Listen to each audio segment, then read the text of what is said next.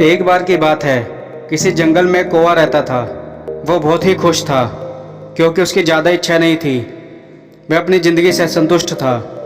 लेकिन एक बार उसने जंगल में किसी हंस को देख लिया और उसे देखते ही सोचने लगा, यह प्राणी कितना सुंदर है। ऐसा प्राणी तो मैंने पहले कभी नहीं देखा, इतना साफ और सफ़ेद। यह तो इस जंगल में औरों से बहुत सफ़ेद और सुंदर है, इसलिए यह तो बहुत खुश होगा। कौवा हंस के पास गया और पूछा, भाई तुम इतने सुंदर हो, इसलिए तुम तो बहुत खुश होंगे। इस पर हंस ने जवाब दिया, हाँ मैं पहले बहुत खुश रहता था, जब तक मैंने तोते को नहीं देखा था। उसे देखने के बाद से लगता है कि तोता धरती का सबसे सुंदर प्राणी है। हम दोनों के शरीर का तो एक ही रंग है, लेकिन तोते के शरीर पर दो दो रंग हैं। उसके गले में लाल रंग का घेरा और वो सुर्ख हरे रंग का था। सच में वो बहुत खूबसूरत था। अब कौवे ने सोचा कि हंस तो तोते को सबसे सुंदर बता रहा है, तो फिर उसे देखना होगा। कौवा तोते के पास गया और पूछा, भाई तुम दो दो रंग पाकर बड़े खुश होंगे। इस पर तोते ने कहा, हाँ मैं तब तक बहुत खुश था जब तक मैंने मोर को नहीं देखा था।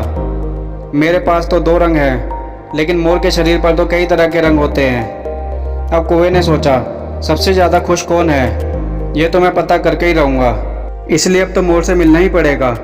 कौवे ने मोर को जंगल में ढूंढा, लेकिन उसे पूरे जंगल में एक भी मोर नहीं मिला।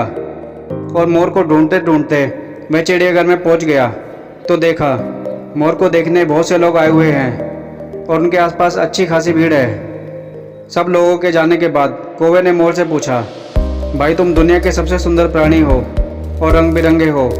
तुम्हारे साथ लोग फ़ोटो खिंचवा रहे थे, तुम्हें तो बहुत अच्छा लगता होगा और तुम तो दुनिया के सबसे खुश प्राणी होंगे। इस पर मोर ने दुखी होते हुए कहा, भाई अगर सुंदर हूँ तो भी क्या फ़र्क पड़ता है, मुझे लोग इस चिड़ियाघर में कैद करके रखते हैं, लेकिन तुम्हें तो कोई चिड़ियाघर में कैद करके नहीं रखता और तुम जहाँ चाहो अपनी मर्जी से घूम फिर सकते हो। इसलिए दुनिया का सबसे खुश प्राणी तो तुम्हें होना चाहिए, क्योंकि तुम आज़ाद रहते हो। कौवा यह बात सुनकर हैरान हो गया। अतः इस कहानी से हमें यह सीख मिलती है कि हमें अपनी खुशियों और गुणों की तुलना दूसरों से नहीं करनी चाहिए। हमारी ज़िंदगी में बहुत सारी ऐसी चीज़ें होती हैं जो सिर्फ हमारे पास हैं, लेकिन हम उसकी अहमियत नहीं समझते। लेकिन दूसरों की छोटी खुशी भी हमें बड़ी लगती है।